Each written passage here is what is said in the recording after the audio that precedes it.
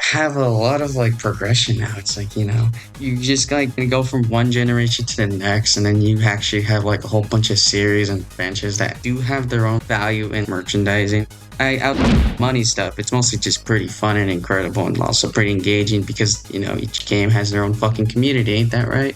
That's true. Now you can pretty much could just talk about a game as in like its actual game, or you can become like very specific about talking about broader subjects like, oh yeah, how this game affected this community, or how this game affected this weird timeline and all that crap. It's like, yeah, That is what makes games so incredible. Is that they can be either just like any kind of art, because games are art. They can be looked at on its own or as like a cultural landmark, like how if it affected or was affected by X things around like at the time or something.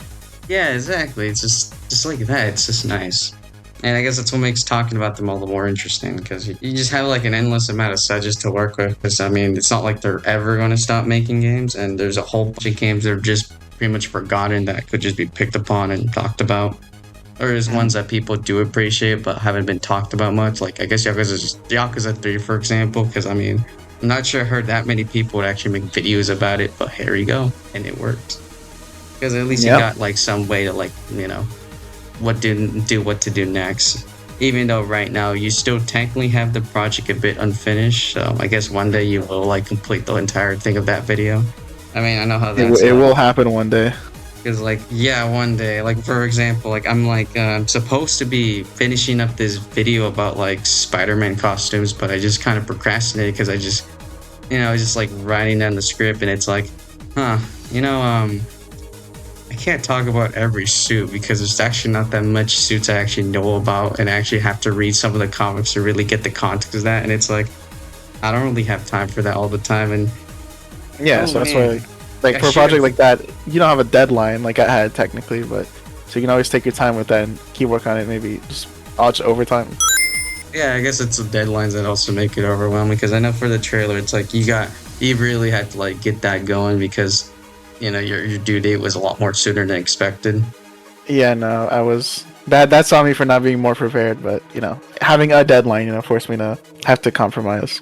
Yeah, but it's also very easy to be overwhelmed with like, what kind of information do you want to talk about, or what information is more important, or what sounds right. I guess for the Spider-Man one, it's more like, oh yeah, I'm just like making sure if like what I'm talking about actually would matter in the grand scheme of things. Because I mean, I know a lot of people would care about this stuff, but it's like, then I think about, well, there's the idea of like doing it for the audience and doing it for yourself. Mm-hmm. Yeah, I mean, I mostly do it for myself because I like this Spider-Man crap. So it's like, yeah, why not? Have to finish up the remaining part of the script. It's just almost there. And the idea of like finishing up is pretty much so close, yet it's also like really easy to just slack off. You just have like urges to do other things, if that makes sense. Yeah.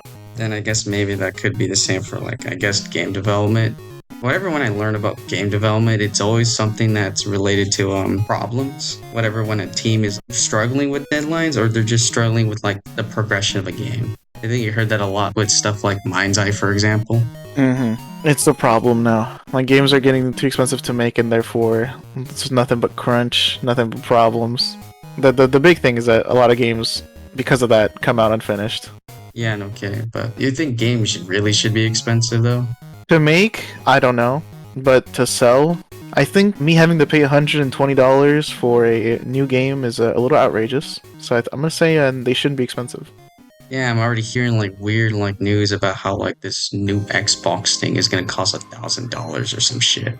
That's a little ridiculous. Oh god. And yeah, I guess that's true that games are getting more expensive. But I think it's more like what like the executives are thinking about demands, or like what they think people really want compared to what people actually want. And it's just kind of like very muddled. There's a disconnect between like the big businessmen and the consumer. And also the developers in between too, since they're not the ones that they have to follow the orders.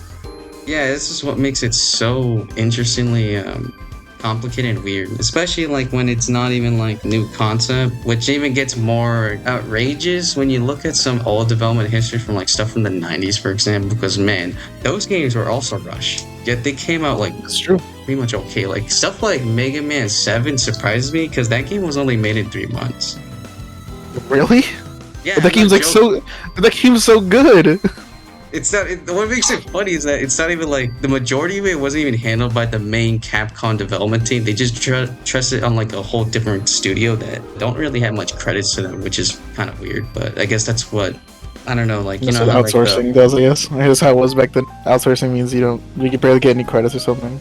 I think it's something like that. It's like where, like, for example, within like comic books, where like they would bring in these ghost writers, where they just people that write stuff, but they don't get the credit because they either don't want to or they're just not allowed to for some reason. It's like I guess it's the same thing with like game developers. It's kind of even like I don't know. That's kind of more fucked up if anything, but it's like I guess that's just how it is. And with Mega Man Yeah. 7 development, yeah, it had some of those talents that, boy, I sure wish I would know a bit more about them myself, but whatever. And the fact that it's not even like reusing like Mega Man X's engine, well, it technically does, but it's also like, you know, I should have anything completely- like bits and pieces of it because yeah, both it's Super like Nintendo. it's so brand new still. It's like, you know, it doesn't have like the same sprites or like the scaling or whatever, and it's like even as Yeah, like, like different like all the physics. sprites are so much bigger. Yeah, so it's like kind of weird. Like, how do you do that for like 3 fucking months? And like, why were they so fast with that anyway? It's like, it's even The game was so crazier good. because The game was it's so not even good, just man. like, it's not even just about the development. It's also like thinking about stuff before. Because if I remember, the development of Mega Man 7 started like a few like weeks or at least a month after Mega Man 6's release, which is like, okay, damn, they really were pumping these things like hotcakes because that's some fucking dedication right there. Like, holy shit. Usually, I thought Sega was the one that rushed things a lot, which, I mean, yeah, I guess. Yeah, I think Capcom's like number 2 in like bringing shit out quickly and not very efficiently. Yeah, and most of the time they're just really lucky at it, which is cool. Honestly, true. It's like this. Also, the same thing with Ace Attorney. That game was like made in half a year on the fucking Game Boy Advance, Wait, and like that the shit first game? worked. The first game, Wow, okay. I thought that and then would the second be... game was made in even less time, and the third game was actually given like I think a whole year. Wait, but why were the development times so short? It's not like they were even like, given like a short time. It's just that they just got it out fast. Oh, okay, right. Oh, I thought they actually had a deadline for some reason. Okay. Well, I guess they technically I don't remember the exact specifics, but I do know they were pumping that shit out fast. Pretty lucky because I mean it did really helped out with the sales at least at the time, and especially if they were released during like the holidays because that's when you get most sales and most exposure. Games like Parappa, for example, aren't really lucky because like they would be released a little later and then they wouldn't get as much publicity. Well, at least the first game did got a good amount of publicity, but the second game didn't. But I guess that Yeah, makes no, sense because I forget that there's a sequel sometimes yeah, no, but also I think and a another spin-off. problem with like Parappa 2 is not that like memorable for like at least at the time was because of the price tag for a PS2 game costing around like I think like $40 or $60, which like yeah, it makes sense because the game's really fucking short. Even like in today's standards, it's really short. Oh damn. So PS2 games costing like that would be way too expensive, and you know people really have standards, which is kind of funny because now we're in this time period where there's these $80 games, or at least one, which is that Mario Kart thing, and it's like people like really didn't second guess it, so you just have a lot of pre-orders and sold out stuff, and it's like wow, okay, you guys really like the Mario Kart, holy shit. Yeah, it's like I don't get why people are so committed to like buying overpriced shit. I was gonna say it doesn't even help Or- when they like after they buy it, they just immediately regret it, and it's like, well, you're the one that kind of just brought the product without any forethought. So it's It's like then why did you ask for it?